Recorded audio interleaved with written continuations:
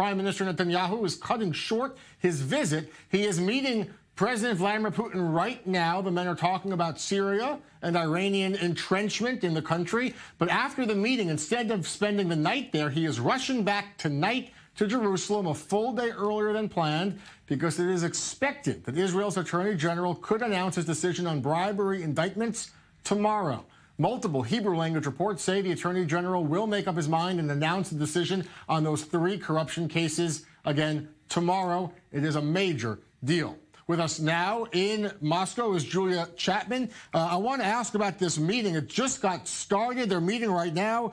The relationship between Netanyahu and Putin is strong. They've met many times, but it's certainly become much more strained in recent months. What's the atmosphere today? That's right. There certainly have been tensions between the two leaders over the last few months. And as you say, they've just gotten underway with their bilateral talks. They were addressing the press briefly about 20 minutes ago, and now they've gone behind closed doors to take their talks further. And of course, highest on the agenda will be Syria. They will mostly be talking about the situation in Syria, particularly 2 weeks after President Putin hosted a trilateral meeting on Syria with his Iranian and Turkish counterparts here in Russia, in Sochi. And although nothing concrete came out of that meeting, no announcements, no pledges were made as a result of that summit. That was certainly something that he will be discussing with Prime Minister Netanyahu today. And of course, Prime Minister Netanyahu very keen to be speaking about Iranian influence in the country. He's going to be seeking assurances from Moscow, from President Putin, to be limiting Iranian influence in Syria, particularly in regions closer to Israel. And that's something that he's going to be seeking from President Putin. But of course, he's also going to be needing to give some explanation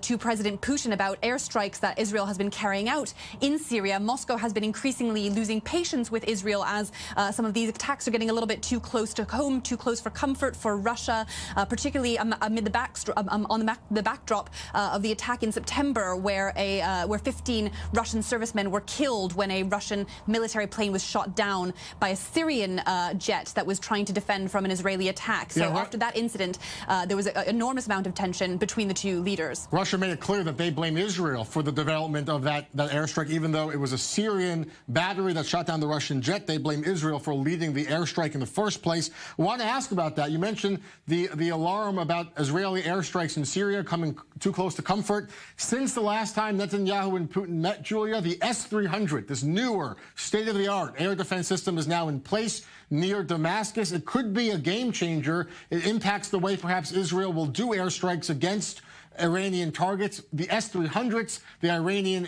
is that going to come up in the meeting today about how to avoid the downing of Israeli jets during sorties?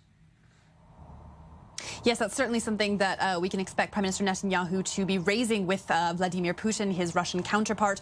They'll be talking again about the system in place between Russia and Israel to warn each other about strikes that are happening to avoid harming each other's military in Syria as the conflict is ongoing, as both countries have their own interests and their own activities in Syria. So that's something that they're going to be discussing. And of course, this is actually the first meeting between President Putin and Prime Minister Netanyahu since that attack in September. So they will certainly be thrashing out some of those issues today, talking about how to avoid any further calamities in the future. But as you say, relations between the two countries have broadly been very positive, so the two will be looking to see how they can improve the tensions that have been arising over the last few months. All right, Julia Chapman live for us in Moscow.